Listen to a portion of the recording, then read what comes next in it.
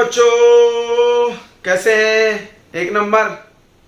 चलो, हम भी अच्छे हैं और आ गए हैं आपके लिए अगला लेक्चर लेकर के सॉल्यूशन का 05 नंबर। इसके पहले 4 लेक्चर आ चुके हैं, 1 2 3 4। अगर आपने नहीं देखा है तो आप डिस्क्रिप्शन बॉक्स में जाओ और वहां पे 1 2 3 4 के लिंक मिलेंगे, उस पर क्लिक करो और उसको देखो और बनाओ। आप लेक्चर देखने से पहले पेन पेपर लेके बैठेंगे और एक बार में पूरा लेक्चर कंप्लीट करेंगे, ठीक है? इसलिए हम ज्यादा कंटेंट नहीं डाल रहे एक लेक्चर में बस एक टॉपिक, बिल्कुल क्लास के जैसा। ओके, तो बोर नहीं होना है, एक बार में पूरा लेक्चर देखना है और कोई प्रॉब्लम है तो आप कमेंट करिए। तो चलिए बिना लेट किए हुए हम लोग स्टार्ट करते हैं 5 लेक्चर। स्टार्ट करने के पहले हम आपको बता दें, मैं हूं विकास सर और ये है हम सबका चैनल विद्यास्त्री वाले सर। चलिए चालू किया जाए। तो चलिए सबसे पहले गुड मॉर्निंग सबको, good afternoon and good evening. जिस समय आप देख रहे हो आपका गुड होना चाहिए। तो हमें हम लोग को पढ़ना है वेपर प्रेशर। वेपर प्रेशर पढ़ने के बाद आएगा कोलिगेटिव प्रॉपर्टी, बट ये बहुत बड़ा टॉपिक है, आज का लेक्चर पूरा इसी में चला जाएगा। तो वेपर प्रेशर नाम से भी कुछ फील हो रहा होगा, वेपर का प्रेशर। वेपर वर्ड किसके लिए यूज होता है? लिक्विड के लिए। तो हमारे पास कोई लिक्विड है, ध्यान से समझना, ये कोई लिक्विड है। सबको पता है कि अगर किसी लिक्विड को हम छोड़ दें, गर्म करें, तो इसमें क्या होगा? इसमें से लिक्विड उड़ेगा। कौन सा पार्टिकल इवापोरेट होता है, वेपराइज होता है? तो सरफेस के मॉलिक्यूल। ध्यान से समझना, जैसे कोई भी लिक्विड है उसमें 2 प्रकार के मॉलिक्यूल होते हैं, एक सरफेस मॉलिक्यूल और दूसरा बल्क मॉलिक्यूल। ये कौन सा मॉलिक्यूल है? बल्क। बल्क मतलब ढेर में, बल्क मॉलिक्यूल। तो बल्क मॉलिक्यूल वेपराइज नहीं होगा, वेपर में कन्वर्ट नहीं होगा, क्योंकि वो बीच में उसको चारों तरफ से मॉलिक्यूल क्या करके रखेंगे? पकड़ के रखे होंगे ऐसे चारों तरफ से। तो उसको वेपर में कन्वर्ट करना क्या है? मुश्किल है। हमने हीट किया तो होगा क्या? ये सरफेस पर जो मॉलिक्यूल हैं, वो सरफेस पर मॉलिक्यूल जो है वो वेपर में कन्वर्ट हो सके हैं।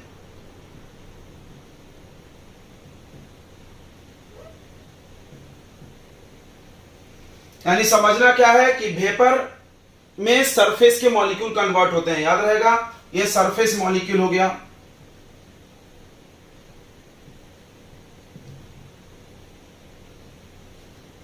तो सरफेस पर जो मॉलिक्यूल प्रेजेंट होते हैं वही वेपर पे कन्वर्ट होते हैं, ठीक है? ये चीज ध्यान रखो, molecule present at the surface of liquid convert into vapour. Note कर लो ऐसा, molecules present at the surface of liquid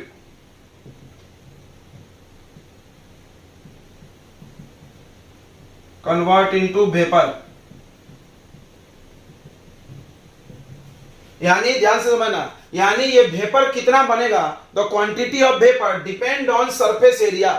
मतलब कितना ज्यादा वेपर बनने वाला है वो सरफेस एरिया पर निर्भर करेगा, सही है? ज्यादा सरफेस एरिया ज्यादा वेपर बनेगा, कम सरफेस एरिया कम वेपर बनेगा। क्लियर हो गया? तो ये चीज भी नोट करो। क्या नोट करेंगे? Quantity of vapour depends on surface area. अब एक चीज सुनेंगे आगे। अब वेपर प्रेशर कहां है? वेपर कहां प्रेशर लगा रही? तो नहीं लगा रही है। कोई बोला क्यों? क्योंकि यह ओपन कंटेनर, ओपन कंटेनर में वेपर प्रेशर कैसे लगाएगी? ये तो उड़ गया, प्रेशर कहां लगा रहा है? प्रेशर लगाने के लिए प्रेशर कुकर तुमने देखा, उसमें प्रेशर लगता है, क्या होता है? वो बंद होता है। तो बंद होना जरूरी है कंटेनर का। तो ओपन कंटेनर में we can not determine vapour pressure, we can not determine vapour pressure in open container, याद रखेंगे। ओके, अब हमने क्या कर दिया? एक क्लोज कंटेनर लिया। ध्यान सुनेंगे सब लोग, ये हो गया क्लोज कंटेनर। इसमें कोई लिक्विड ले लिया हमने, ठीक है? अब लिक्विड ले लिए तो इसमें से लिक्विड के मॉलिक्यूल वेपर बन रहे हैं, सरफेस से वेपर बन रहे हैं और यहां पर वेपर बन के उड़ रहे हैं और इस कंटेनर में ही रहेंगे, ये बाहर नहीं जाएंगे। ये क्लोज कंटेनर है।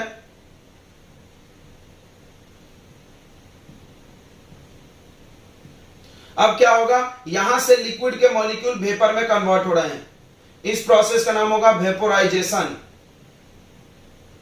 कैसे कन्वर्ट हो रहे होंगे, हीट किया हमने, उसके बाद क्या हो रहा होगा, कंटेनर बंद है तो लिक्विड के मॉलिक्यूल आपस में जुड़ करके और पानी भी बन के नीचे गिर रहे होंगे, इस प्रोसेस का नाम है condensation. What is condensation, gas convert into liquid, पढ़ा होगा आपने। What is vaporisation, liquid convert into vapour. कोई सोच रहा होगा कैसे, यहां का ऐसा नहीं हो रहा, नहीं, यहां सिर्फ वेपराइजेशन हो रहा, कंडेंसेशन क्यों नहीं हो रहा, क्योंकि वेपर उड़ गया, कंडेंस कहां होने का मौका मिला, यहां पे ऐसा होगा। यहां पे क्या होगा, ध्यान सुनो, शुरू में जैसे ये स्टार्ट होगा, हमने गर्म किया, पानी उबलने लगा, जो भी हो गया, उबलने के बाद वेपर बना, यानी वेपराइजेशन तेजी से होगा शुरू में। बाद में धीरे धीरे कुछ वेपर कंडेंस होके नीचे भी गिरेंगे। आपने कुकर में देखा होगा, मान लो खाना बन रहा है तो वेपर भी बन रहा है, और वेपर जो है उसके अंदर वो पानी बन के भी टपक रहा है, देखा होगा आपने, बराबर ये चीज आपने देखा होगा। यानी वहां पे वेपराइजेशन भी चलता है, कंडेंसेशन भी चलता है। तो एक समय आएगा, ठीक है, at a particular temperature, at a particular temperature, पता है कौन सा टेम्परेचर है, बॉइलिंग पॉइंट। मतलब इसके बॉइलिंग पॉइंट पर जब तुम पहुंच जाओगे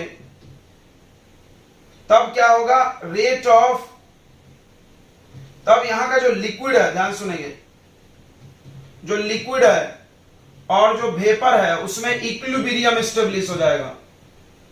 लिक्विड और वेपर में क्या स्टेब्लिश हो जाएगा, इक्विलिब्रियम। सुने होंगे तुम ये नाम,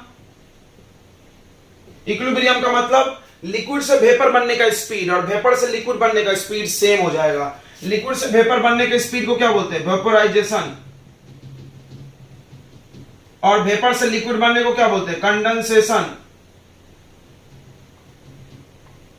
यानी हम लोग बोल सकते हैं वेपोराइजेशन का स्पीड कंडेंसेशन के स्पीड के बराबर होगा। कब, बॉइलिंग पॉइंट टेम्परेचर पे, याद रखना, इस टेम्परेचर पे जाके। ये बॉइलिंग पॉइंट का डेफिनेशन भी है। What is boiling point? The boiling point is a temperature at which liquid and vapor comes in equilibrium. मतलब जितना लिक्विड वेपर बन रहा है उतना ही वेपर लिक्विड बनने लगा, एक इक्विलिब्रियम आ गया। इक्विलिब्रियम पढ़े होंगे ना, जिसमें रेट ऑफ फॉरवर्ड और रेट ऑफ बैकवर्ड क्या हो जाए, इक्वल। समझ में आ रहा है। अब कंटेनर में क्या होगा कि जितना पानी भाप बनेगा उतना ही भाप भी पानी बन जाएगा। क्लियर हो गया। लेकिन टेम्परेचर बॉइलिंग पॉइंट पे रखना है, बढ़ना नहीं है टेम्परेचर, क्योंकि टेम्परेचर बढ़ाओगे तो बदल जाएगा। ठीक है, ये चीज तुमने पढ़ा होगा, टेम्परेचर बदलने से इक्विलिब्रियम चेंज हो जाता है। तो हमने क्या किया, बॉइलिंग पॉइंट तक इसको गर्म करके छोड़ दिया। तो अब कंटेनर के अंदर वेपराइजेशन का स्पीड और कंडेंसेशन का स्पीड सेम हो गया।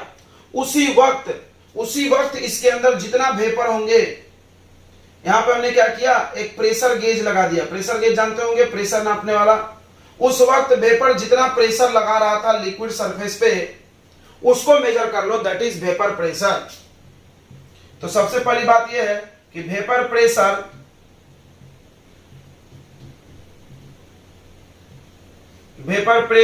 Is measured in close container, पहली बात। दूसरी बात ध्यान सुनेंगे कि vapour pressure of at vapour pressure, ऐसा लिखो, एट वेपर प्रेशर, नहीं, एक सेकेंड। वेपर प्रेशर कब मेजर करेंगे, क्लोज कंटेनर में। अब इसका डेफिनेशन देख लेते हैं, डिफाइन करो। तो क्या बोलेंगे, द प्रेशर अप्लाइड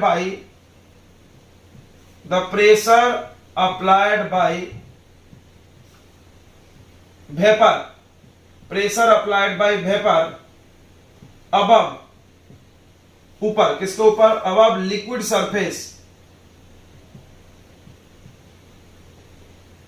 तो वेपर हर जगह प्रेशर लगाती है, तुमने पढ़ा होगा, गैस अप्लाई प्रेशर या gas apply pressure on the wall of container, बराबर। ये चारों तरफ प्रेशर लगा रही होगी। हम लिक्विड सरफेस वाले की बात कर रहे हैं, सब जगह बराबर ही लग रही होगी, इसमें कोई फर्क नहीं है। याद रखो, गैस हर जगह बराबर प्रेशर लगाती है, ये प्रॉपर्टी ऑफ गैस है।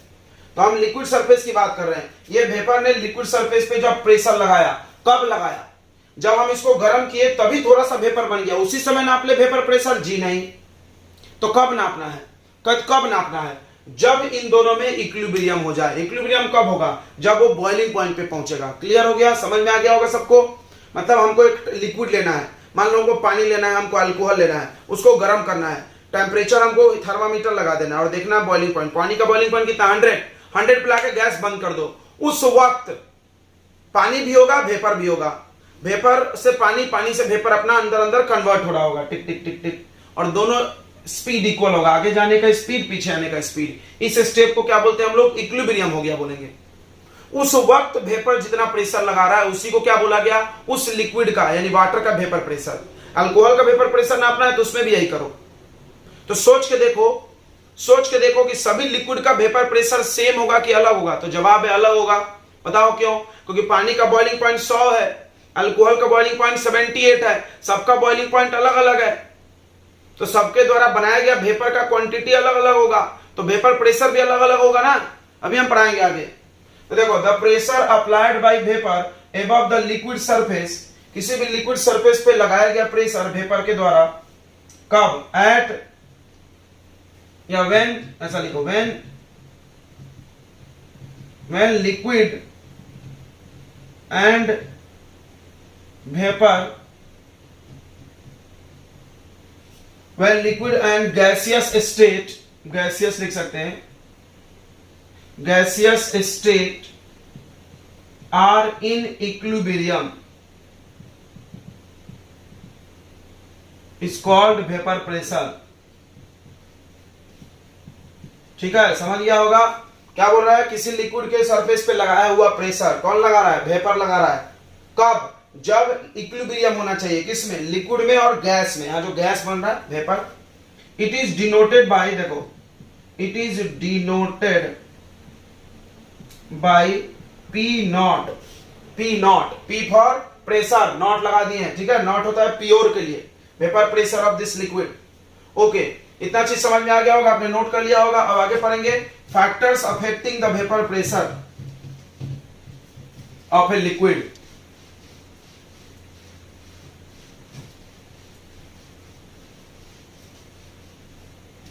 इसके बाद पढ़ना है factors affecting vapour pressure of a liquid. कोई भी एक लिक्विड ले लो और उसका वेपर प्रेशर कम ज्यादा करने का क्या तरीका है, किसकी चीज पे डिपेंड करता है? पहला है नेचर ऑफ लिक्विड, वो लिक्विड कौन सा है उस पे भी डिपेंड करता है। कैसे भाई? कैसे भाई? याद रखना, vapour pressure of liquid proportional to 1 upon intermolecular force of attraction। मतलब समझना, जैसे मेरे पास दो लिक्विड है, मेरे पास वाटर है, मेरे पास अल्कोहल है, मेरे पास ईथर है, 3 लिक्विड है, बराबर तीनों लिक्विड है।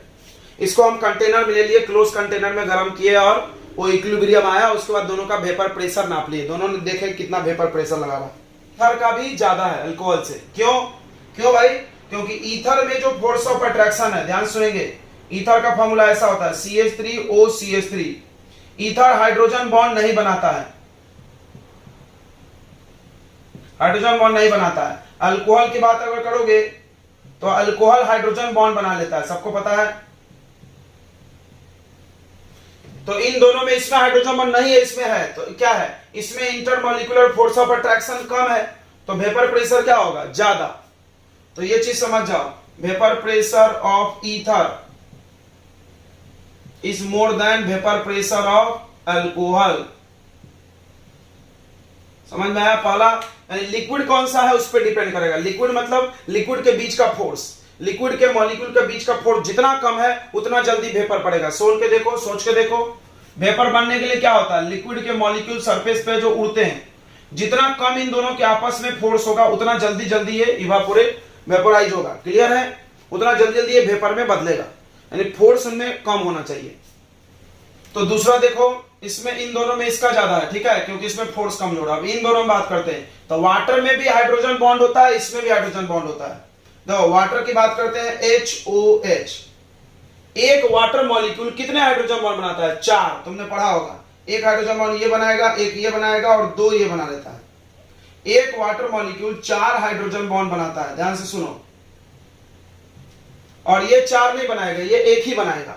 अल्कोहल हाइड्रोजन बॉन्ड बनाता है, देखो ऐसा बनाता है CH3 फिर O फिर H, ये वाला O अगले H से जुड़ेगा, समझ गया होगा। फिर ये वाला O अगले H से, तो एक हाइड्रोजन बॉन्ड है, इसमें 4 हाइड्रोजन बॉन्ड है, देखो 4 हाइड्रोजन बॉन्ड, और इसमें एक, क्या दिख रहा, किसमें फोर्स ज्यादा है, इसमें, किसमें फोर्स ज्यादा है, इसमें, तो वेपर प्रेशर किसका ज्यादा होगा, इथेनॉल का यानी अल्कोहल का। तो vapour pressure of alcohol is more than vapour pressure of water. Clear हो गया, क्योंकि वाटर में 4 हाइड्रोजन बॉन्ड है, 4 हाइड्रोजन बॉन्ड, ज्यादा फोर्स कम वेपर प्रेशर। और उसके बाद इसमें एक ही हाइड्रोजन बॉन्ड है, हाइड्रोजन बॉन्ड तो दोनों में है लेकिन इसमें कम है, इसमें ज्यादा है। तो एक फैक्टर है नेचर ऑफ लिक्विड, यानी आप अलग अलग लिक्विड का ये पढ़ के ये पता चला कि हर लिक्विड का अलग अलग वेपर प्रेशर होता है, ठीक है। यहां लिख लो, different liquids have different vapour pressure, हर लिक्विड का वेपर प्रेशर अलग अलग होगा, वो किस पे डिपेंड करेगा, उसके फोर्स ऑफ अट्रैक्शन पे। चलो ये नोट कर लिए। दूसरा कौन सा चीज है जिसपे वेपर प्रेशर बढ़ता घटता है, तो दूसरा है टेम्परेचर। दूसरा फैक्टर क्या है, टेम्परेचर।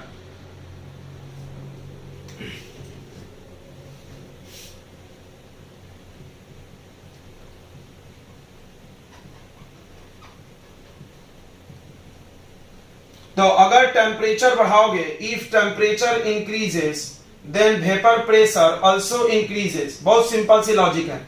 देखो वेपर प्रेशर हमने कब नापा था, थोड़ा याद करते हैं। हमने कंटेनर क्लोज किया और हमने जाके नापा था बॉइलिंग पॉइंट पे। बॉइलिंग पॉइंट एक टेम्परेचर होता है जिसपे हम वेपर प्रेशर नापे। अब हमने क्या किया, बॉइलिंग पॉइंट पे हमने वेपर प्रेशर देख लिया, मान लो 100 है। अब हम इसको और गर्म किए, और गर्म करें तो और ज्यादा लिक्विड ऊपर वेपर बन गया होगा, यानी ज्यादा वेपर बन गया। जब वेपर ज्यादा बन गया तो प्रेशर भी बढ़ गया होगा ना, बिल्कुल वेपर प्रेशर बढ़ गया होगा। ठीक है, समझ में आ रहा होगा। यानी टेम्परेचर बढ़ाएंगे तो वेपर प्रेशर बढ़ जाएगा, याद रखो। तो ये हो गया 2 फैक्टर जिससे वेपर प्रेशर डिसाइड होता है। अब आगे हम लोग को पढ़ना है, तो ध्यान से समझना। वेपर प्रेशर क्लियर हो गया तुमको। अब पढ़ना हम लोग को vapour pressure of solution. Solution का वेपर प्रेशर पढ़ना है। ये सब हम लोग पढ़ रहे थे एक लिक्विड का, जैसे सिर्फ पानी, सिर्फ अल्कोहल, सिर्फ ईथर। तो सिर्फ एक लिक्विड है तो वो खुद ही उड़ेगा अकेले और वेपर बनेगा, और वहां पे जब वो अकेला है तो हम उसको वेपर प्रेशर बोल रहे हैं, ध्यान से सुनना। और जब मिक्सचर ऑफ गैसेस आएंगे तो पार्शियल वर्ड यूज होता है। हमने बताया पिछले लेक्चर में पार्शियल प्रेशर। जब बहुत सारे गैस के मिक्सचर हो तो एक गैस के प्रेशर को क्या बोलेंगे, पार्शियल प्रेशर। तो वेपर प्रेशर ऑफ सोल्यूशन पढ़ने के लिए ध्यान सुनेंगे। वेपर प्रेशर ऑफ सोल्यूशन जो होता है depends on nature of solute. Solute के स्वभाव पे डिपेंड करता है, ठीक है, ध्यान सुनना। सोल्यूट के स्वभाव पे डिपेंड करता है। पहला कैसे, तो देखो 2 टाइप्स ऑफ सोल्यूट होंगे हमारे पास इस चैप्टर में। 2 टाइप्स ऑफ सोल्यूट। सोल्यूट 2 प्रकार के होंगे। पहला होगा वोलाटाइल।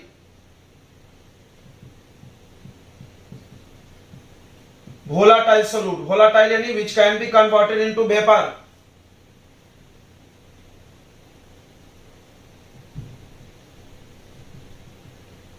दूसरा होगा नॉन वोलाटाइल। नॉन वोलाटाइल मतलब जिसको तुम गर्म करके वेपर नहीं बना सकते। ध्यान से सुनना। वोलाटाइल, थोड़ा सा वोलाटाइल के बारे में चर्चा कर लेते हैं हम लोग, बहुत इंपॉर्टेंट है।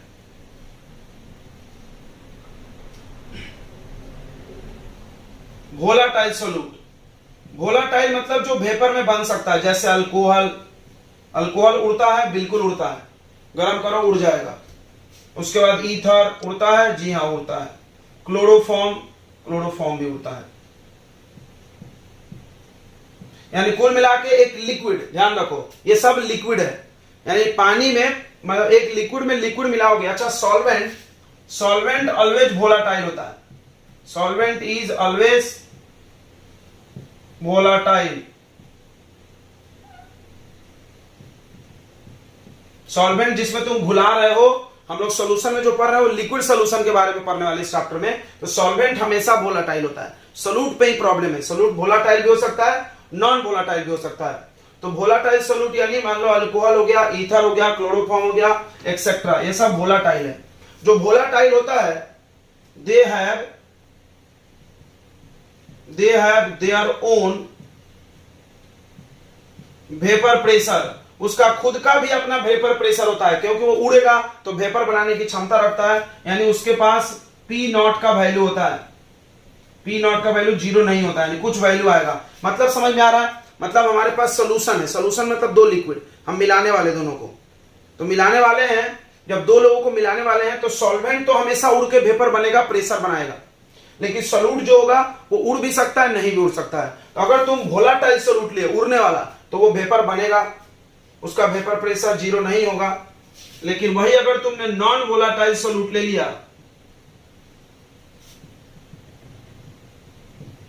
नॉन वोलेटाइल सोलूट यानी सॉलिड होते हैं लोग, सॉलिड सोलूट। और वोलेटाइल कैसे होते हैं? लिक्विड। वोलेटाइल कैसे होते हैं? लिक्विड सोलूट होते हैं। तो अगर तुमने सॉलिड सोलूट ले लिया, ध्यान सुनना, जैसे नमक, ग्लूकोज, और बताओ सॉल्ट, हाँ नमक सॉल्ट देखिए हो गया।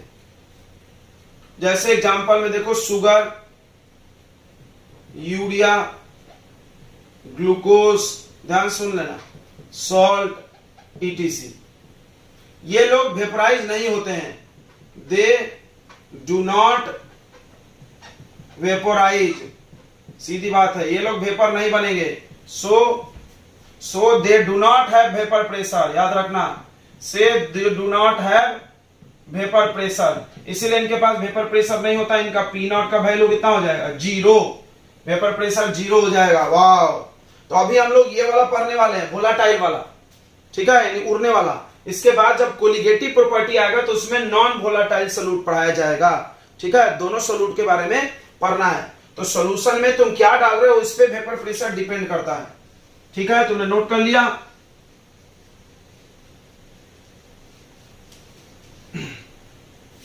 अब हम लोग पढ़ने जा रहे हैं, ध्यान सुनेंगे, vapour pressure of solution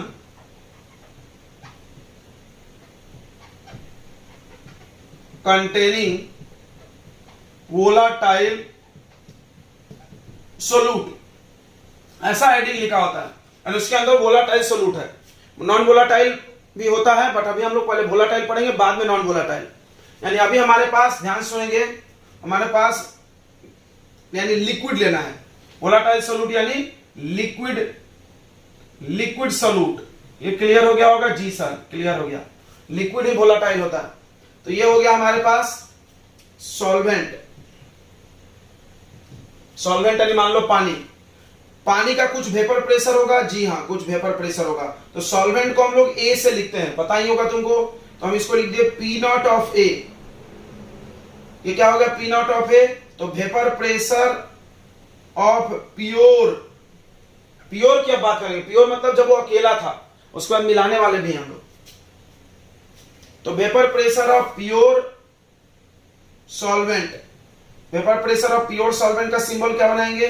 P0 of A, solvent का ये है P0 यानी वेपर प्रेशर का सिंबल, ए यानी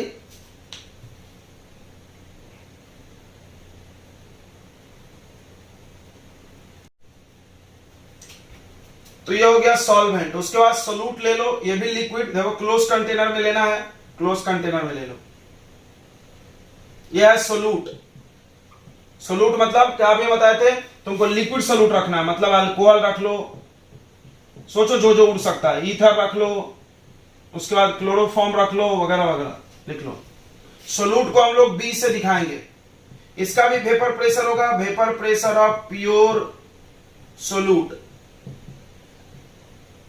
P0 of B.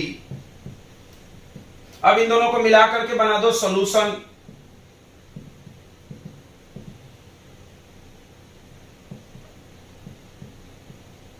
Solution A plus B. अब सॉल्यूशन का भी वेपर प्रेशर होगा,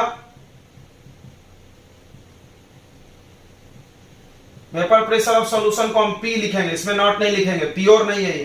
तो पी का वेपर प्रेशर कैसे आएगा, पी ऑफ सॉल्यूशन कैसे आएगा, वेपर प्रेशर ऑफ ए और वेपर प्रेशर ऑफ बी को क्या कर दो, प्लस कर दो। इसको समझना,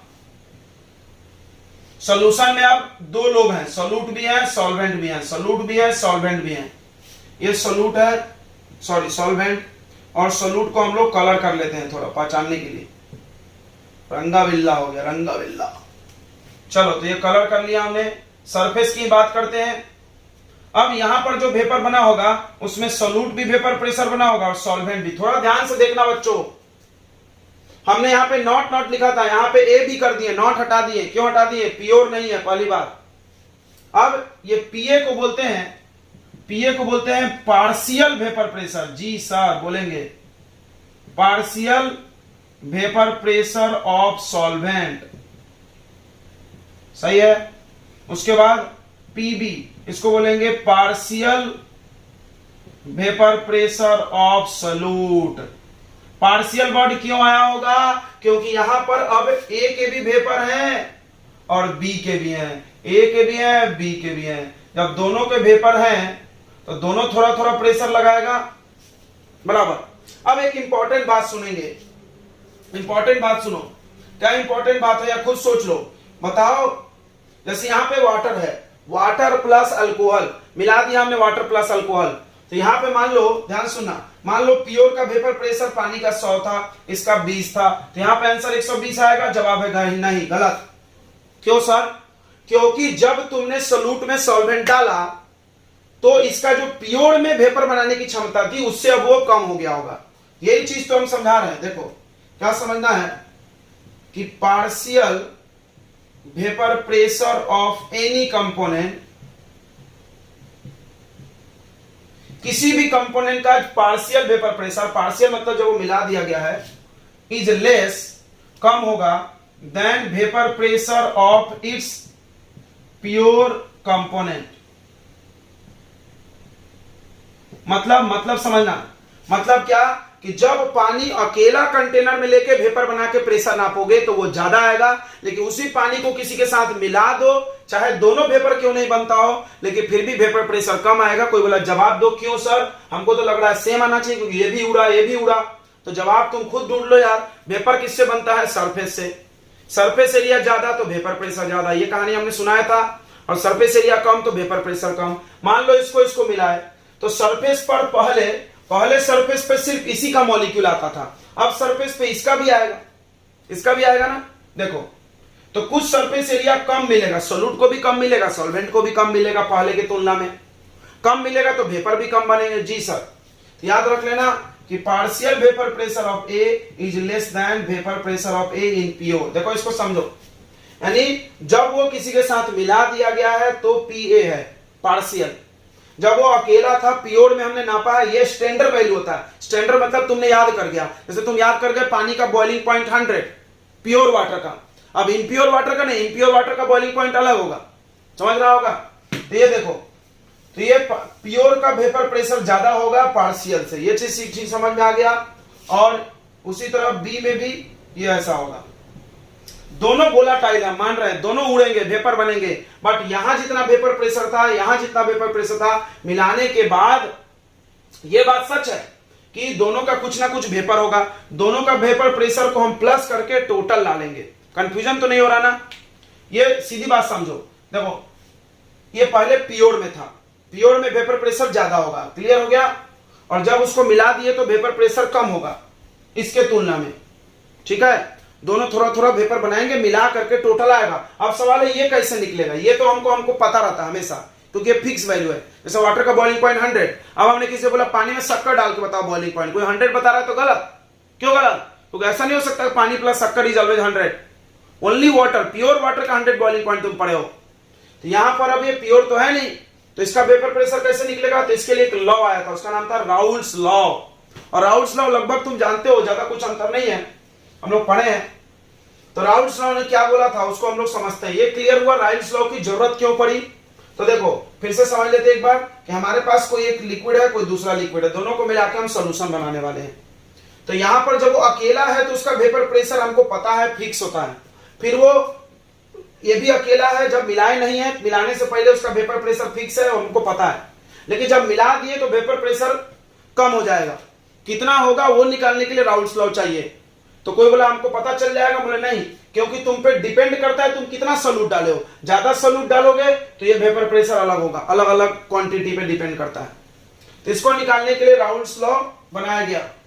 तो राउल्स लॉ क्या बोलता है, तो देखेंगे राउल्स लॉ की जरूरत क्या है, समझ में आ गया। जब तुम सोल्यूशन बना दिए तो उसके वेपर प्रेशर को निकालने के लिए राउल्स लॉ चाहिए। तो राउल्स लॉ क्या बोलता है, ये लॉ बहुत सिंपल सा लॉ है कि पार्शियल वेपर प्रेशर, पार्शियल निकलेगा इससे, प्योर नहीं निकलेगा। प्योर निकालने की जरूरत भी नहीं है यार, वो तो पता रहता हमेशा, वो फिक्स है। टेबल बना के तुम जैसे बॉइलिंग पॉइंट याद रखते हो, वेपर प्रेशर भी फिक्स है, सब साइंटिस्ट लोग निकाल के रख दिया है, तुमको याद करना है, याद कर लो। Partial vapour pressure of solvent, मान लो सॉल्वेंट का पार्शियल वेपर प्रेशर चाहिए, पीए चाहिए। पीए कब, मिलाने के बाद। तो क्या करना है तुमको, प्योर वाले का वेपर प्रेशर लेना है और उसको मल्टीप्लाई कर देना है मोल फ्रैक्शन से, उसी का। समझ में आ गया होगा। Partial vapour pressure of any component in solution, in solution लिख दो, सॉल्यूशन में पार्शियल वेपर प्रेशर सॉल्यूशन में निकाला जाता है। Partial vapour pressure of any component is product of vapour pressure. इसको देखो क्या पढ़ रहे हैं, ध्यान सुनना, इसको पढ़ रहे हैं वेपर प्रेशर, क्यों, क्योंकि अकेले में निकाला गया था। और इसको पढ़ रहे हैं पार्शियल वेपर प्रेशर, क्यों, क्योंकि उसमें दो गैस है। तो partial vapour pressure of any component is product of vapour pressure of pure component and its mole fraction, mole fraction है, ठीक है। चलो उसी तरह बताओ, partial vapour pressure of solute, solute in solution, solution में सोल्यूट का पार्शियल वेपर प्रेशर यानी पीबी कितना हो जाएगा, P not B into X B. अगर हम बात करें total pressure, total vapour pressure, तो अब हम वेपर प्रेशर बोल रहे हैं, आप पार्शियल नहीं बोल रहे हैं, क्योंकि टोटल मतलब pressure. Total vapour pressure of solution, पूरा सॉल्यूशन का वेपर प्रेशर। तो क्या करेंगे, पीए और पीबी को ऐड कर देंगे, ध्यान सुन लेंगे, पीएस लिख लो सॉल्यूशन के लिए। पीए का वैल्यू कितना निकलेगा, कैसे निकलेगा, पीए नॉट एक्स ए। पीबी का कैसे निकलेगा, पीबी नॉट एक्स बी। यह फॉर्मूला आ गया, याद रखो। सॉल्यूशन का वेपर प्रेशर निकालने के लिए किसके लिए लगेगा, फॉर वोलाटाइल, याद रख लेना इस बात को, वोलाटाइल सोल्यूट के लिए लागू है। देखो यहाँ पे सॉल्वेंट भी वेपर बना है, सोल्यूट भी बना है, तो दोनों का निकाल के प्लस किया गया है। इसमें एक चीज और कर सकते हैं, देखो x A plus x B, सबको पता होगा 1, मोल फ्रैक्शन का सम कितना होता है 1। तो हम क्या कर सकते हैं, यहां से एक्स बी को हटा सकते हैं या एक्स ए को भी हटा सकते हैं। देखो इधर आ रहा है क्या नीचे तक, तो देखो यहां पर हमने किसको हटा देना है, इसको हटा दो। तो P ऑफ सोल्यूशन, ध्यान से सुनना, equal to P A not फिर 1 माइनस एक्स बी। सॉल्वेंट को हटा दिया हमने, सोल्यूट को रखे हैं, सोल्यूट की ज्यादा इंपॉर्टेंस है। अब इसको ऐसे भी बनाया जा सकता है। अब इसको बनाने और इसको बनाने में फायदा क्या होगा, हम बता रहे हैं। इसको बनाने के लिए दोनों का मोल फ्रैक्शन चाहिए, इसको बनाने के लिए सिर्फ एक का चाहिए, किसका, सोल्यूट का। बी फॉर सोल्यूट याद रखना, ए फॉर सॉल्वेंट। तो ये आ गया। अब इसका हम लोग ग्राफ बना लेते हैं। अच्छा, राउल्स लॉ का स्टेटमेंट क्या होगा, तो देखो ऐसा भी लिखते हैं कि क्या नाम था इसका, partial vapour pressure of any component in the solution is directly proportional. ऐसा बोल सकते नहीं क्या, देखो यहां पे ऐसा लिख देते हैं हम, partial vapour pressure according to this law, इस लॉ के हिसाब से the partial vapour pressure of any component in the solution, in the solution, solution में, यानी ये लॉ सॉल्यूशन में पार्शियल वेपर प्रेशर निकालने का काम आता है, इज डायरेक्टली प्रोपोर्शनल टू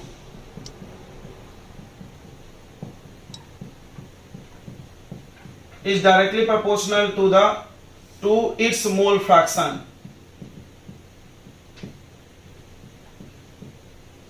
समझ में आ गया होगा। यानी ऐसा बोल रहे हैं PA partial vapour pressure is directly proportional to mole fraction. अब इसको देख के तुमको हेनरी लॉ याद आना चाहिए। जी हाँ, हेनरी लॉ ने भी यही बोला था, बट वो लॉ सोलेबिलिटी में लगता है जब किसी गैस को पानी में घुला रहे हो, और ये लॉ लगता है कब, जब तुम्हारे पास दो वोलाटाइल लिक्विड है उसको मिक्स कर रहे हो। लिक्विड लिक्विड वो किसमें था, लिक्विड में गैस, अंतर याद रखना, लेकिन लॉ एक ही जैसा लगेगा। वहां पे भी बोला था पार्शियल वेपर प्रेशर, जी सर, वहां पे भी पार्शियल की बात की थी। Is directly proportional to mole fraction of gas, yes, यानी वहां पे भी ऐसा ही आया था, P is equal to KH into X of gas. और यहां पे भी यही है, P equal to P0 x, यानी ये दोनों लॉ लगभग सेम है। इसी से इंस्पायर होकर राउल्स ने बनाया होगा लॉ, समझ में आ रहा है। बस अंतर क्या है, यहाँ पे KH की जगह ये लिखा है तो बराबर है ना, ये कांस्टेंट होता था तो ये भी तो कांस्टेंट है, और ये कांस्टेंट चेंज होता था, याद होगा तुमको, नेचर पे डिपेंड करता था, टेम्परेचर पे, हाँ याद होगा, तो ये भी तो डिपेंड करता है बच्चों, टेम्परेचर पे, नेचर पे करता है ना जी। यानी एक तरह से तुम बोल सकते हो कि हेनरी लॉ से ही राउल्स लॉ निकाला गया है। ठीक है, अंतर क्या है, तो Henry law is applicable when gas is dissolving in liquid, और Raoult's law is applicable for solution. Raoult's law is applicable for solution, solution के लिए, मतलब सोल्यूट सॉल्वेंट मिला रहे हो तो काम आएगा ये। जब बात एक ही है लगभग, इसमें पार्शियल वेपर प्रेशर इसमें भी निकलता है, इसमें भी निकलता है, मोल फ्रैक्शन के प्रोपोर्शनल ये भी है, ये भी है। चलो बस एप्लीकेशन अलग है थोड़ा सा, और बाकी सब सेम है। चलो तो आगे बढ़ते हैं हम लोग। चलो तो ये क्वेश्चन हम लोग कर रहे हैं, देखो क्या बोल रहा है, the vapour pressure of chloroform and dichloroform, dichloromethane at 298, यानी टेम्परेचर कांस्टेंट है, इज 200 mmHg एंड 450। यानी बताओ ये किसका है वेपर प्रेशर, प्योर का। कैसे पता चला, कि क्वेश्चन में तो लिखा नहीं सॉल्यूशन, और पार्शियल वर्ड भी नहीं लिखा, सिर्फ क्या लिखा है, वेपर प्रेशर। तो वेपर प्रेशर वर्ड कब यूज होता है, जब वो अकेला है। तो वेपर प्रेशर ऑफ क्लोरोफॉर्म कितना है, 400, हाँ 200 mmHg, और vapour pressure of chloroform, sorry ये क्या, CH2 डाइक्लोरोमीथेन, इसका कितना आ रहा है, 415 mmHg।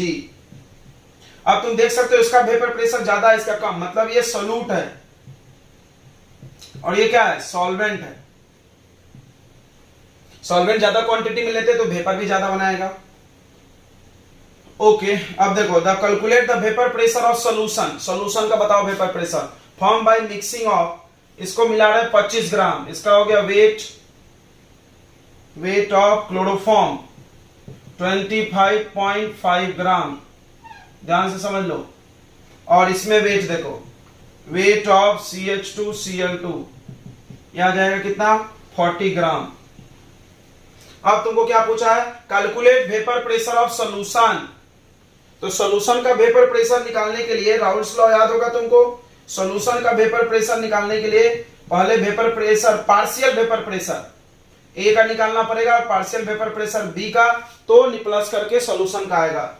तो चलो पार्शियल वेपर प्रेशर के लिए मोल फ्रैक्शन चाहिए, तो पहले मोल फ्रैक्शन निकालते हैं। मोल फ्रैक्शन के लिए मोल चाहिए, ओह गॉड बहुत लंबा काम है। तो मोल्स ऑफ क्लोरोफॉर्म, मोल्स कैसे निकलता, weight by molecular weight, weight by molecular weight, ध्यान से सुनो। और यहां से भी मोल्स निकाल लो, मोल्स ऑफ CH2Cl2, यह जो आएगा वेट बाय मॉलिक्यूलर वेट। तो इसका वेट कितना है, 25.5। क्लोरोफॉर्म का मॉलिक्यूलर वेट प्लस करके निकाल लोगे तुम, हम डायरेक्ट बता दे रहे हैं, यह आएगा 85 आएगा, एंड 85 से डिवाइड करो तो यह आ जाएगा आपको 0.47 मोल। और यहां पे वेट है आपको 40 ग्राम, मॉलिक्यूलर वेट आएगा 119.5। प्लस करने तो सबको आता होगा ना, कर लेना। तो ये डिवाइड करके कितना आ जाएगा बताइए, 0.213 मोल। ठीक है, अब हम लोग निकाल लेते हैं मोल फ्रैक्शन, थोड़ा ध्यान से सुनेंगे। मोल फ्रैक्शन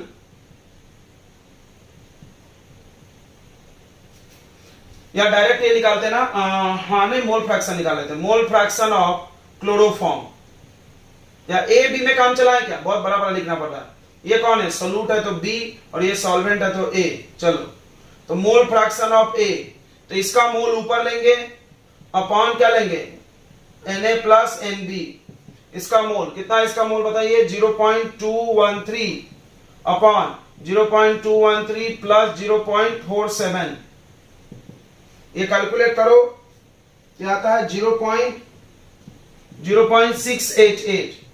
अगला मोल फ्रैक्शन ऑफ बी पूछे तो 1 माइनस x से, सबको पता होगा बिल्कुल, 1 माइनस 0.688 तो कितना आ जाएगा, ये आ जाएगा आपको 0.312।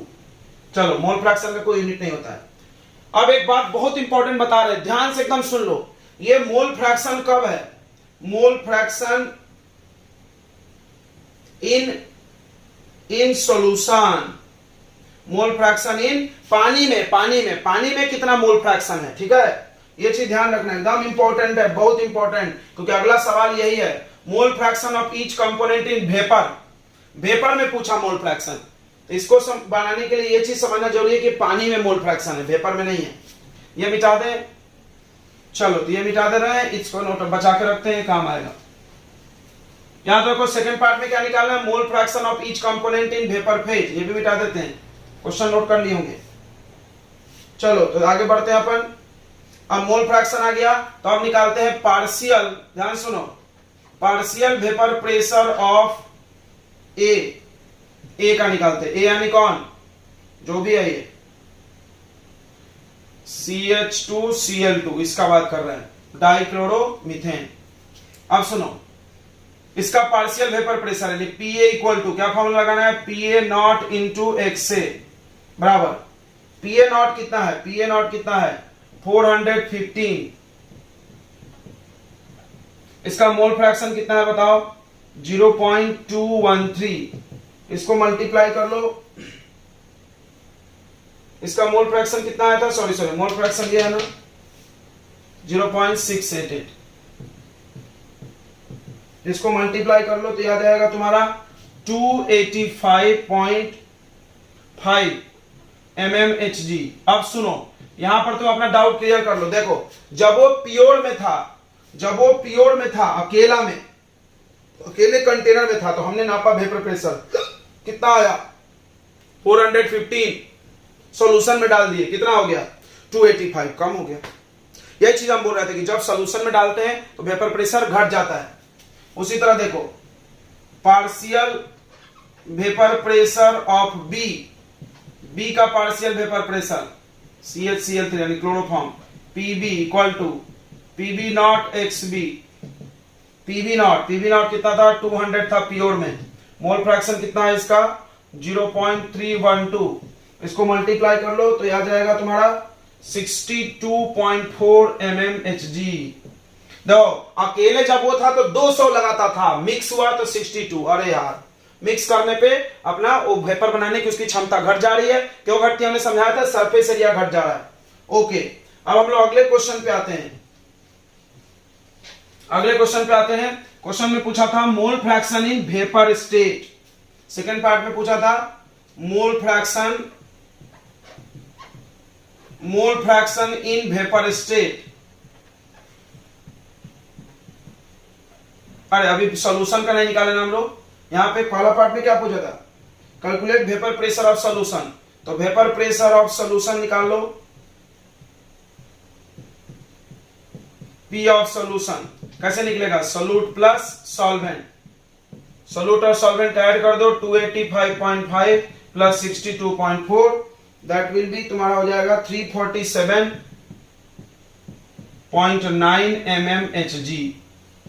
ये टोटल कंटेनर में प्रेशर है। चलो हम थोड़ा सा डायग्राम बनाएंगे क्योंकि अभी जरूरत पड़ने वाली है। यहां पर क्या है, इस सॉल्यूशन में सोल्यूट है प्लस सॉल्वेंट है, सोल्यूट के भी मोल प्रेजेंट है, सॉल्वेंट के भी मोल फ्रैक्शन प्रेजेंट है, मोल फ्रैक्शन ओ सॉरी। यहां वेपर में भी कौन है, सोल्यूट भी है सॉल्वेंट भी है, इसमें भी सोल्यूट और सॉल्वेंट है जी सर, क्योंकि दोनों के दोनों उड़ गए हैं। तो अब हम लोग इसके लिए ना y यूज करेंगे, YA YB। अरे यार क्या है तो मोल फ्रैक्शन इन वेपर स्टेट। तो अब दूसरा क्वेश्चन समझो। दूसरे क्वेश्चन बोल रहा है mole fraction in vapour state. Vapour में मोल फ्रैक्शन, तो एकदम ध्यान रखो तुम कि वेपर में मोल फ्रैक्शन निकालने के लिए राउल्स लॉ यूज नहीं हो सकता है। We use Dalton's law. अरे वाह, क्या बोला था डाल्टन ने, ध्यान सुनो। डाल्टन ने क्या बोला था कि partial vapour pressure is equal to mole fraction in gaseous state. याद रखना, डाल्टन लॉ गैस पे ही लगता है, लिक्विड पे लगता ही नहीं। इन गैसियस स्टेट इनटू मल्टीप्लाई में क्या लेंगे, टोटल वेपर प्रेशर। मल्टीप्लाई में क्या लेंगे, टोटल वेपर प्रेशर। यही डाल्टन का लॉ है। फिर से सुन लो, किसी भी चीज का पार्शियल वेपर प्रेशर, मान लो ए का partial vapour pressure equal to, अब वाई लिखेंगे, वाई लिख लेना है, mole fraction in gaseous state into total pressure. यही डाल्टन का लॉ था। बहुत आसान है, यानी समझ में आ गया होगा। हमको पूछा गया वाई ए का मतलब मोल फ्रैक्शन इन गैसियस स्टेट। फिर से समझ लो, देखो सोल्यूट और सॉल्वेंट लिक्विड में भी है, सोल्यूट और सॉल्वेंट वेपर में भी है। जी हाँ, दोनों उड़ा है। तो यहां पर भी इसके मोल होंगे। मोल फ्रैक्शन समझता है ना, कंसंट्रेशन दिखाने का तरीका है। यहां पर भी होंगे। हमने ये वाला निकाला राउल्स लॉ से, याद रखना, ये वाला निकाल सकते हैं। यही वाला तुमने यूज किया सोल्यूशन का, यहां का यूज नहीं किए तुम गैस का। गैस में भी तो दोनों उड़ा हुआ है, वहां पे भी तो कुछ मोल होंगे। तो उसको निकालने के लिए डाल्टन लॉ की जरूरत पड़ेगी। एकदम ध्यान रखना, क्योंकि डाल्टन लॉ में जो मोल फ्रैक्शन आता है वो गैसियस स्टेट का होता है, यहां जो मोल फ्रैक्शन आता है वो लिक्विड स्टेट का होता है। इसीलिए हम बोले थे कि एक चीज नोट करो। तो हमको ये चाहिए, तो हम क्या करेंगे, पार्शियल वेपर प्रेशर को टोटल प्रेशर से डिवाइड कर देंगे। बहुत simple, partial vapour pressure of A का पार्शियल वेपर प्रेशर वो तो निकला है 285.5। टोटल वेपर प्रेशर ये है ना, टोटल सोल्यूट प्लस सॉल्वेंट 347.9। यह आएगा 0.18, 1 से तो कम ही आता है। उसके बाद मोल fraction of be in gaseous state, याद रखना सब गैसियस निकल रहा है। तो जब एक निकल गया तो दूसरा नहीं निकालना पड़ता, पता ही होगा। तो 1 माइनस 0.18 यह आ जाएगा 0.82। तो हम उम्मीद करते हैं आपको ये क्वेश्चन आ गया होगा समझ में। इसमें दो चीजें तुमने सीखा। बहुत इंपॉर्टेंट बात क्या सीखे कि तुमको पहला राउल्स लॉ कैसे यूज करना है, समझ में आ गया होगा, ओके। और एक चीज और सीखे कि गैसियस स्टेट का भी मोल फ्रैक्शन आपसे पूछा जा सकता है, जो कि राउल्स लॉ से नहीं निकलेगा, डाल्टन्स लॉ से निकलेगा। चलो फिर आगे बढ़ते हैं हम लोग। चलो तो अगला टॉपिक है types of solution on the basis of Raoult's law. Raoult's law के आधार पे सॉल्यूशन के दो क्लास किए गए। इसको समझना, हमने क्या किया है, अभी तुमने समझा था कि हमारे एक सॉल्यूशन है, हमने उसमें सोल्यूट और सॉल्वेंट मिलाए, तो हमने फार्मूला से उनका वेपर प्रेशर निकाला पार्शियल वाला, और दोनों को प्लस किए तो टोटल वेपर प्रेशर आ गया। अब हमने क्या किया, यहां पे लगा दिया प्रेशर गेज, और प्रेशर गेज से हमने प्रेशर नापा, और वो प्रेशर ये जो हम निकाले थे वो इक्वल आ रहा था। कहीं कहीं ऐसा हो रहा था जैसे हमने पानी में अल्कोहल मिलाया या ऐसा कुछ, तो क्या हो रहा था कि हम लोग, ध्यान सुनना, हम लोग क्या कर रहे थे, यहां पर प्रेशर गेज लगाते थे, पहले नहीं बाद में। पहले हम लोग फार्मूला से पीए निकाले, पीबी निकाले। कैसे निकाले, पीए पी नॉट एक्स से, पता ही होगा। पीबी कैसे निकाले, P not B X B, ऐसा अभी सिखाया था हमने। यानी सोल्यूट का और सॉल्वेंट का पार्शियल वेपर प्रेशर निकाले फार्मूला से, और पेन पेपर पे सॉल्व किए। मान लो आंसर आया 100, और हम यहां जाके नाप के देखे तो 100 से ज्यादा था या 100 से कम हो जाता था। कभी कभी, हम नहीं बोल रहे कि हमेशा, यानी वहां पे राउल्स लॉ गलत हो जाता था। ओ, यानी ऐसे दो प्रकार के बाजार में सोल्यूशन होते थे। मैंने अपने लाइफ में सोल्यूशन दिख रहे थे हम लोग को, जहां पर एक जगह हम जो निकाल रहे थे पेन पेपर पे वो वाला वैल्यू, और जो यहां प्रैक्टिकली नाप के आता था वो सेम आता था। जहां पे राउल्स लॉ सही होता था हमेशा, उससे सही आंसर आता था। उसके बाद कुछ सोल्यूशन ऐसे मिल गए जहां पे ये चीज होता ही नहीं था यार। वहां पे क्या होता था, हम जो निकालते थे पेन पेपर पे, या तो मेरा आंसर प्रैक्टिकल, मतलब जब नापते थे प्रैक्टिकल में, भाई जो चीज पढ़ रहे हैं वो चीज होना चाहिए ना प्रूफ में, हमको नाप के दिखाओ उतना है कि नहीं एक्सपेरिमेंट करके। जब एक्सपेरिमेंट करते थे, नापते थे प्रेशर गेज से, तो या तो कम आ जाता था थोड़ा बहुत, या तो थोड़ा बहुत ज्यादा आ जाता था। फिर अब क्या किया गया, राउल्स लॉ ने बोला कि भाई दो प्रकार के सॉल्यूशन होते हैं, एक जिसमें राउल्स लॉ लगेगा उसको बोलेंगे आइडियल सॉल्यूशन, और जिसमें नहीं लगेगा उसको नॉन आइडियल सॉल्यूशन।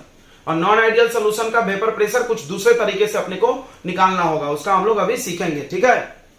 तो देखो, तो types of solution on the basis of Raoult's law, Raoult's law के आधार पे सॉल्यूशन के दो टाइप थे, पहला था आइडियल सॉल्यूशन और दूसरा था non ideal solution.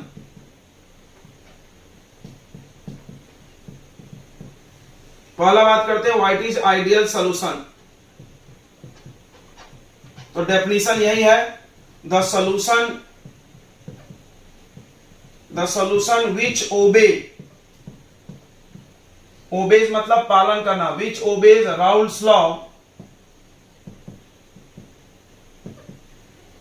Eight all temperature and concentration, यानी हर हालत में, चाहे तुम गर्म ठंडा कर लो, चाहे तुम और सॉल्यूट सॉल्वेंट डाल दो, ज्यादा कम भी, हर जगह वो राउल्स लॉ को फॉलो करे, is called ideal solution. Follow करे का क्या मतलब है समझना, फॉलो करने का ये मतलब था कि वेपर प्रेशर ऑफ सॉल्यूशन जो हम ऑब्जर्व करते थे, ऑब्जर्व मतलब प्रैक्टिकली निकालते थे, वो इक्वल होता था vapour pressure of solution calculated by formula of Raoult's law, calculated by formula of Raoult's law.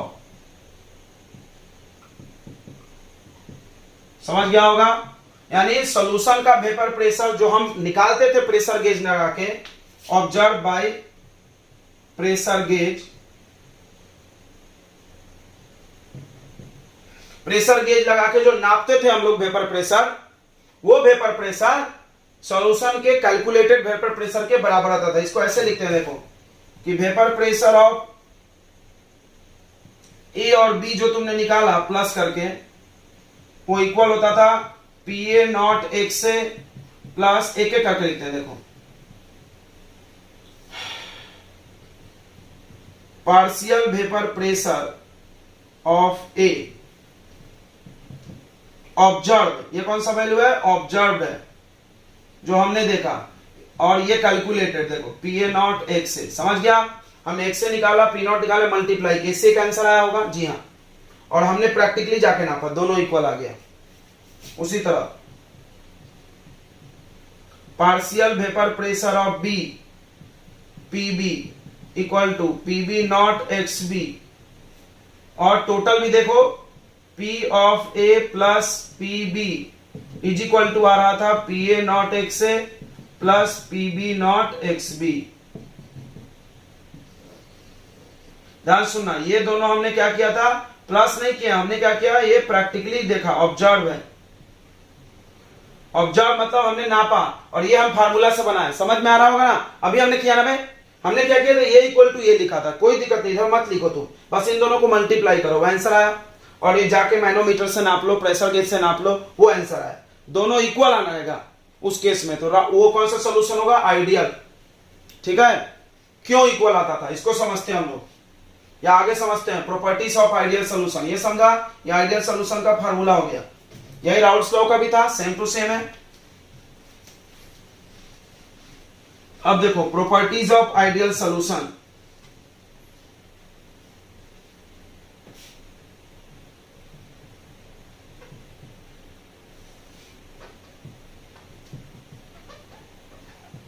Ideal solution में क्या प्रॉपर्टी होता है, देखो सबसे पहला प्रॉपर्टी होता है यही कि पीए प्लस पीबी, यानी पार्शियल वेपर प्रेशर ऑफ ए और बी जो प्लस करके आएगा, वो इसके मल्टीप्लाई करने से जो आंसर आएगा वो दोनों सेम ही आएगा। ओके, समझ गया होगा ये, यानी ये ओबे राउल्स लॉ तुम बोल सकते हो उसको।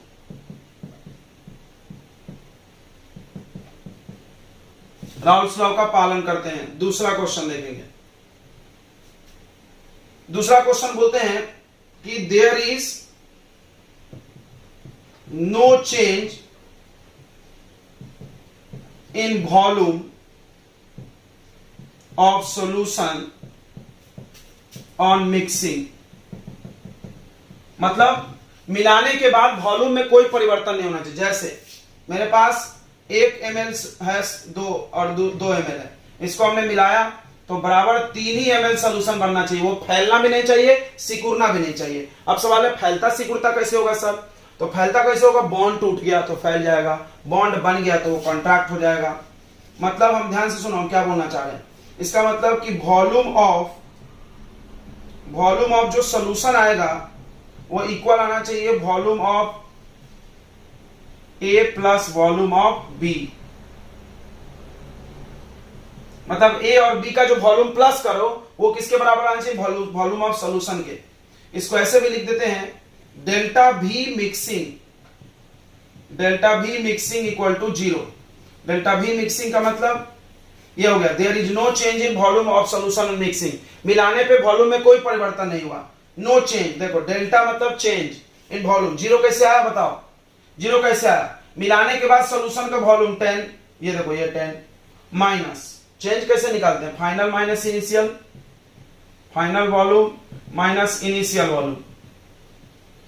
फाइनल वॉल्यूम मतलब वॉल्यूम ऑफ सॉल्यूशन, इनिशियल मतलब सोल्यूट प्लस सॉल्वेंट। तो जब मिलाए तो 10 ml बना और अलग अलग भी था तो उन दोनों को प्लस करे तो 10 आया, 7 + 3 मान लो ऐसा। तो माइनस करो कितना आ रहा है? 0। मतलब वो फैला भी नहीं सिकुड़ा भी नहीं। समझ में आ गया होगा? नहीं समझा? फिर से देखो 2 कंटेनर है, एक में सोल्यूट है 1 ml, एक में सोल्यूट है 2 ml। टोटल कितना है मिलाने के पहले? 3 ml। अब मिला दिए तो कितना आ गया? वॉल्यूम 3 ml बराबर, बढ़ा भी नहीं घटा भी नहीं। अब चेंज बताओ कितना परिवर्तन हुआ? 0। 3 - 3 0। यानी आइडियल सॉल्यूशन में दूसरी बात क्या होती है कि जब उसको हम मिक्स करेंगे तो वो फैलना भी नहीं चाहिए, सिकुड़ना भी नहीं चाहिए, ये ध्यान रखना। यानी कुछ बॉन्ड टूटा नहीं, कुछ बॉन्ड बना नहीं, जैसा था वैसा रह गया, इसीलिए वॉल्यूम में कोई चेंज नहीं हुआ। तीसरा मेन सबसे इंपॉर्टेंट ये है, देखो इंटरैक्शन बिटवीन AA और BB is equal to interaction between AB। मतलब समझना मतलब सोल्यूट में और सॉल्वेंट में जो फोर्स था, कौन सा फोर्स होता है? जैसे मेरे पास एक एग्जांपल हम लेते हैं, देखो एक एग्जांपल ले लेते हैं इसका, वो आइडियल सॉल्यूशन का। हेक्सेन प्लस हेप्टेन, इसको मिलाकर हम लोग सॉल्यूशन बना रहे हैं। दोनों अल्केन है तो आपस में घुल जाएगा, दोनों को दोनों नॉन पोलर है, ऑर्गेनिक है, ये दोनों मिक्स हो गए। देखो तो हेक्सेन में आपस में होता है वंडरवाल फोर्स। हेक्सेन में क्या प्रेजेंट होता है? वंडरवाल फोर्स ऑफ अट्रैक्शन इनके मॉलिक्यूल्स में होता है, क्योंकि नॉन पोलर हाइड्रोजन बॉन्ड बनेगा नहीं, और इसमें भी वैंडरवाल होता है।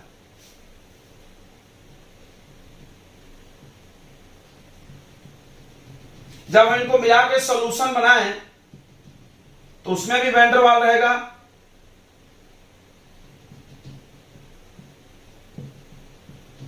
क्योंकि मिलने के बाद इसमें कोई एक्स्ट्रा बॉन्ड बनना दिख नहीं रहा है। क्यों नहीं दिख रहा? क्योंकि इसमें हाइड्रोजन है और कार्बन है, बस ऑक्सीजन नहीं है कि हाइड्रोजन बॉन्ड बन जाए, ऐसा कुछ समझ में नहीं आ रहा होगा। चलो दूसरा एग्जांपल देते हैं। मान लो अल्कोहल ले लिया तुमने, अल्कोहल ले लिए तो अल्कोहल में आपस में हाइड्रोजन बॉन्ड होता है, इसमें कुछ दूसरा मिला दिए तो इसका हाइड्रोजन बॉन्ड क्या हो जाएगा? टूट जाएगा। हाइड्रोजन बॉन्ड पहले था, बाद में मिलाने पे टूट गया, तो बॉन्ड टूटेगा तो प्रॉब्लम हो जाएगा। आइडियल सॉल्यूशन में क्या होना चाहिए कि पहले में जो फोर्स हो और मिलाने के बाद में लगभग फोर्स सेम ही होना चाहिए। जैसे देखो हेक्सेन यानी एक हेक्सेन 2 हेक्सेन के मॉलिक्यूल के बीच में वंडरवाल फोर्स है। हेप्टेन में भी वंडरवाल फोर्स ही है, यानी A और B का इंटरेक्शन सेम है। मिला दिए तो भी कोई दूसरा फोर्स नहीं रहेगा, वंडरवाल ही रहेगा। तो कोई बोलेगा सर हेक्सेन हेप्टेन में वंडरवाल रहेगा, थोड़ा सा तो चेंज होगा। जी हाँ, उतना चेंज चलता है, उसमें कोई फर्क नहीं पड़ेगा, लगभग वो सेम ही हुआ, दोनों वंडरवाल ही है ना, एक कार्बन बढ़ने से ज्यादा नहीं बढ़ता है। अच्छा ऐसा मान लो हेक्सेन ले लिया और यहां ले लिया डेकेन, तो गलत। क्यों? हेक्सेन में वंडरवाल है, ठीक है, डेकेन डेकेन में बंटा हुआ, लेकिन हेक्सेन को डेकेन से मिलाकर, डेकेन बहुत बड़ा मॉलिक्यूल है, हेक्सेन बहुत छोटा, तो फोर्स में थोड़ा फर्क आ जाएगा। यहां देखो कार्बन भी लगभग हमने सेम रखा, एक ज्यादा, ये चीज ध्यान रखना, कार्बन एक ही बढ़ाना है, एक से ज्यादा कार्बन नहीं बढ़ा दो तो गड़बड़ हो जाएगा, आइडियल नहीं होगा फिर वो। तो ये हो गया आइडियल सोल्यूशन का एग्जांपल। अब इसमें क्या हुआ, इनके बीच का फोर्स, इसके बीच का फोर्स और मिलने के बाद फोर्स क्या है, सेम, इसी वजह से ये सब हुआ है। चलो समझाते हैं फिर से एक बार उल्टा। यहां पर देखो, पहले जो फोर्स था, मिलाने के बाद जो फोर्स है सेम है, मतलब कोई फोर्स बढ़ा भी नहीं, कोई बॉन्ड बने भी नहीं, कोई बॉन्ड टूटे भी नहीं, तो फैलेगा भी नहीं, सिकुड़ेगा भी नहीं, जैसा था वैसा, तो वॉल्यूम चेंज नहीं हुआ, फैला नहीं। वेपर प्रेशर को समझो, पहले जितना फोर्स था, यानी जितना वेपर बनता था पहले, मतलब समझ में आ रहा ना, जब हम राउल्स लॉ से निकाल रहे हैं, तो ये देखो वेपर जो बनता था उसमें जो क्षमता थी, मिलाने के बाद भी जो वेपर बनेगा वो भी क्षमता सेम ही रहेगी, क्योंकि फोर्स सेम है। मान लो मिलाने के बाद बॉन्ड स्ट्रांग हो जाता तो उड़ता नहीं वो, तो ये कम आ जाता, मिलने के बाद वेपर प्रेशर कम हो जाता। समझ में आ रहा है कि नहीं आ रहा है? ओके, तो ये चीज समझना है तुमको कि इंट्रैक्शन वाला ही मेन पॉइंट है, यानी ए और बीबी के बीच का जो फोर्स है और ए बी के बीच का फोर्स है, सोल्यूशन बनने के बाद भी फोर्स सेम ही रहना चाहिए, ऐसे ही सोल्यूशन आइडियल होते हैं। नहीं तो दूसरा सोल्यूशन ले लोगे तो आइडियल नहीं होगा, आइडियल नहीं होगा तो राउल्स नहीं लगेगा। अभी जो क्वेश्चन दिया था वो भी तो आइडियल ही था। देखो अभी क्वेश्चन दिया था क्लोरोफॉर्म CHCl3 ये वाला और CH2Cl2 ये वाला, इन दोनों में भी तो आइडियल है। ये क्यों आइडियल है? क्योंकि देखो इन दोनों में कार्बन सेम है, क्लोरीन थोड़ा सा एक बढ़ गया उससे कोई फर्क नहीं पड़ेगा, इसमें जो फोर्स होगा वही इसमें होगा, कोई नया बॉन्ड बनेगा नहीं मिलाने पे। क्लियर हो गया होगा? ओके, अगला प्रॉपर्टी देखते हैं हम लोग। 2 प्रॉपर्टी हो गया, 3 हो गया, चौथा क्या होगा कि जब हम मिलाते हैं, सॉल्यूशन बनाते हैं, तो तुमको पता होगा किस चीज को घोलते हैं तो या तो वो इंडोथर्मिक हो जाता है या एक्सोथर्मिक हो जाता है, बट यहां पे ऐसा कुछ नहीं होगा, उसी को आइडियल बोलेंगे हम। देखो there is no change on enthalpy in enthalpy on mixing, यानी मिलाने के बाद इंथैल्पी में कोई परिवर्तन नहीं होना चाहिए, यानी डेल्टा H मिक्सिंग 0, जैसे वॉल्यूम 0, मतलब समझना, मतलब कि सोल्यूट और सॉल्वेंट में जितना एनर्जी था, मिलाने के बाद जो सोल्यूशन बना उसका एनर्जी सेम है। समझ में आ गया? मिलाने के पहले एनर्जी, मिलाने के बाद एनर्जी सेम है, तो डेल्टा किए तो 0 आ गया, यानी ना ही एनर्जी रिलीज होना चाहिए ना ही एनर्जी एब्जॉर्ब होना चाहिए। समझ में आया? Neither release energy nor absorb, लिख लो आप,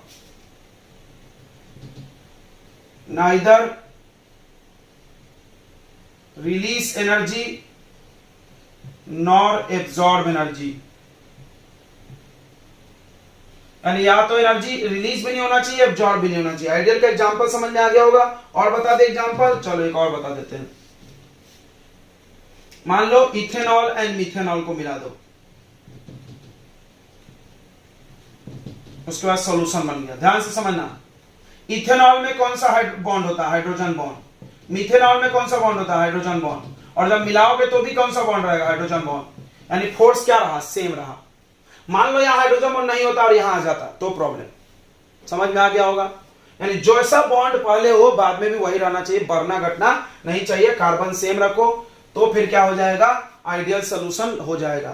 तो आइडियल सोल्यूशन के लिए राउल्स लॉ बिल्कुल सही है, उसमें तुम आराम से जो आंसर आएगा हम जो प्रैक्टिकली नापेंगे, ऑब्जर्व हमारा वेपर प्रेशर और कैलकुलेटेड वेपर प्रेशर इक्वल रहेगा, that means obeys Raoult's law at every temperature and concentration. Okay, ये हो गया आइडियल। अब दूसरा नॉन आइडियल पढ़ना बहुत आसान है, अगर आइडियल पढ़ लिए तो नॉन आइडियल फटाफट पढ़ सकते हैं हम लोग। अच्छा, इसका ग्राफ है, देखो ग्राफ देख लेना, graph is very important. Graph of ideal solution,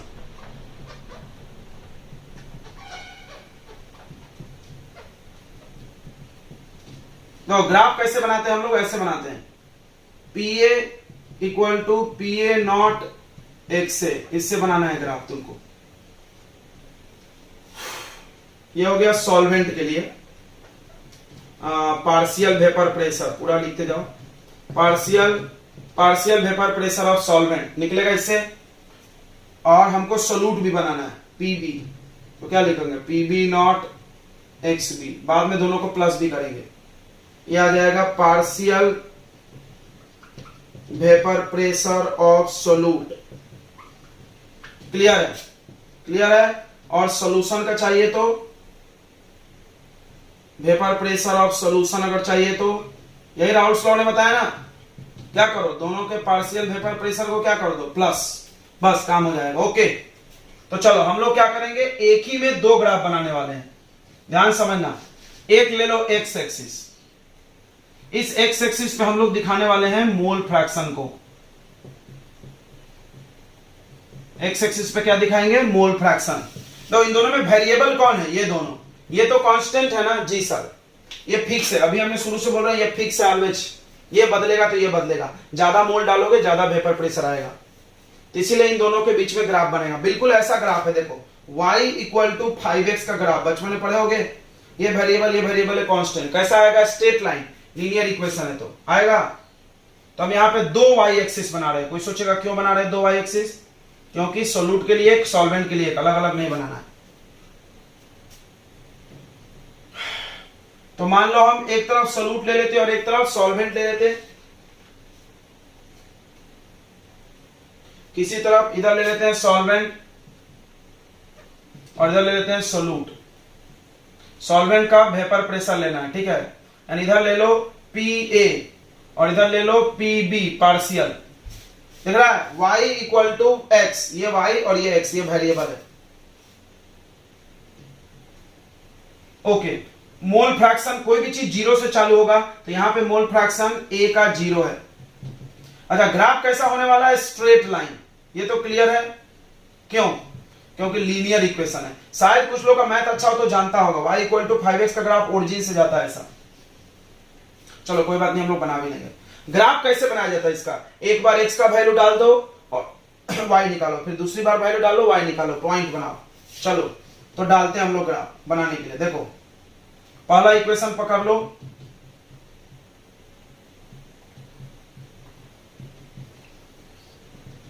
put x का वैल्यू 0, मोल फ्रैक्शन 0, जब ये 0 होगा तो PA कितना हो जाएगा 0 हो जाएगा। ओ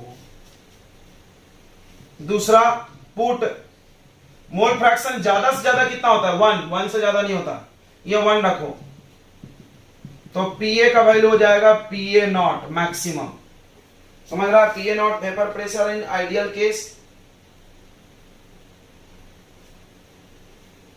तो हम लोग क्या कर लेते हैं, ऐसा कर लेते, देखो इस पे दिखाना है तुमको किसको, PA को, तो PA का वैल्यू मान लो यहां 0, फिर बढ़ते बढ़ते बढ़ते यहां तक 1 यानी मैक्सिमम, सॉरी ये वाला वैल्यू PA नॉट,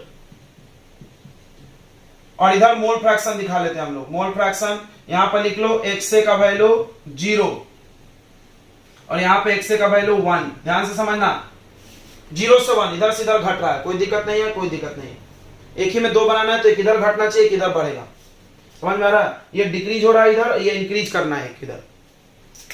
अब क्या करो तुम, देखो अब पॉइंट प्लॉट करो, जब x से 0 है तो PA भी 0 है, PA मतलब y एक्सिस का हाइट, यहां पे y कोऑर्डिनेट 0, ये भी 0 यहां आएगा बिल्कुल, फिर उसके बाद x से 1 है, यहां x से 1, तो PA कितना है PA नॉट मैक्सिमम यहां पे, तो इसको जोड़ दो, ये लाइन आ गया, ये लाइन है ग्राफ किसका, PA equal to PA not XA, सही समझ में आ गया।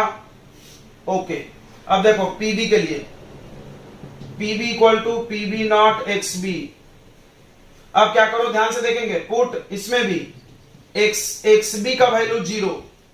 अब तुम थोड़ा सोचो, सॉल्यूशन है, सॉल्यूशन में सोल्यूट होता है सॉल्वेंट होता है, जब इसका मोल फ्रैक्शन 1 है, मतलब सारा का सारा मोल अगर सोल्यूट है सॉल्वेंट है तो सोल्यूट कितना होगा 0, तो यहां पर x से 1 है तो यहां पे XB कितना हो जाएगा 0 और यहां पे XB कितना हो जाएगा 1। क्लियर हो गया, समझा नहीं, तो सोल्यूट प्लस सॉल्वेंट सॉल्यूशन, सही है। तो जब सोल्यूट 1 है तो सॉल्वेंट 0, यानी पूरा का पूरा सोल्यूट है, सोल्यूट नहीं है सॉल्वेंट है, ये तो पूरा का पूरा सॉल्वेंट है तो सोल्यूट नहीं है, यहां पे पूरा का पूरा सोल्यूट है तो सॉल्वेंट नहीं है, मतलब एक है तो दूसरा नहीं है, दोनों एक साथ मैक्सिमम हो नहीं सकता, और धीरे धीरे इधर बढ़ रहा है। अब सुनो, यहां पर एक्स भी जीरो करो, एक्स भी जीरो रखो यहां पे, तो बताओ पीबी भी कितना आ जाएगा, जीरो। चलो यहां जीरो जीरो। उसके बाद एक्स बी वन वहां हुआ है, यहां वन रख दो, तो पीबी इक्वल टू कितना आ जाएगा, पीबी नॉट। इसको थोड़ा नीचे लेते हैं, क्यों नीचे है, क्योंकि सोल्यूट का वेपर प्रेशर थोड़ा सा उससे कम ही होना चाहिए। ये ऐसा ग्राफ आ गया, PB equal to PB not x B. चलो आ रहा है समझ में, समझ में आ गया, ये नहीं आया कोई बात नहीं है। देखो एकदम सिंपली समझते हैं, y इक्वल टू 5x का ग्राफ कैसे बनेगा, x का वैल्यू एक बार रख दो जीरो, तो y भी जीरो, जीरो जीरो कहां पे आता है, ओरिजिन पे, और एक बार रख दो x का वैल्यू 1, तो y का वैल्यू आ गया 5 मैक्सिमम। सिंपल, यही तो किया हमने। देखो ये यहां से उल्टा समझ लो, पहले ये मान लो ओरिजिन है, एक बार यहां पर x से जीरो, पीए भी जीरो, हाइट भी जीरो दिख रहा है, ओके समझ में आ रहा होगा। उसके बाद यहां पे x से 1 है, इधर बढ़ते बढ़ते 1 हो गया, जब x से 1 होगा तो पीए कितना होगा, पीए नॉट मैक्सिमम, सही है। बस ये दो पॉइंट को हमने जोड़ दिया। अब इसको जोड़ो, ये होगा P of solution, PA plus PB का वैल्यू होगा,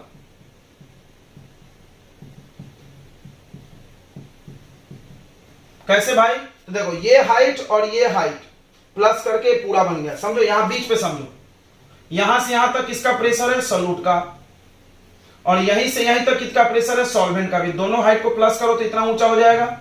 जी सर नहीं समझा, देखो यहां से यहां तक हाइट कितना है 5, और यहीं इसी जगह पर यहां नापो, ये कितना हो गया 7, तो 7 प्लस 5 टोटल कितना होगा, ज्यादा होगा, तो ये आ गया ऊपर, समझ गया होगा, ओके।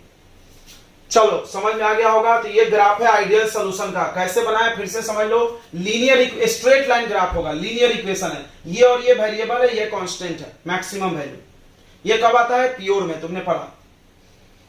तो हमने क्या किया, इसका वैल्यू मोल फ्रैक्शन का रखे अलग अलग, एक बार जीरो रखे, एक बार 1 रखे, दो ही वैल्यू रखे, जीरो मतलब नहीं है, 1 मतलब है मैक्सिमम। बस एक बार इसको जीरो रखे, एक बार 1 रखे, जीरो और 1 रखे, जो वैल्यू है उसको जोड़ दिए, दो पॉइंट को, काम खत्म। इसमें भी इसको जीरो रखे, 1 रखे, जब ये जीरो रखे तो ये भी जीरो हो गया, तो यहाँ ओरिजिन से चालू करेगा। जब ये 1 रखे तो ये मैक्सिमम हो गया, ये चला गया। ये थोड़ा नीचे क्यों है, क्योंकि सोल्यूट जो होता है वो सॉल्वेंट से कम होता है, तो वेपर भी थोड़ा कम ही बनाएगा उसको, ठीक है। ये ग्राफ है आइडियल सॉल्यूशन का। आइडियल खत्म होता है, इसके बाद आएगा नॉन आइडियल।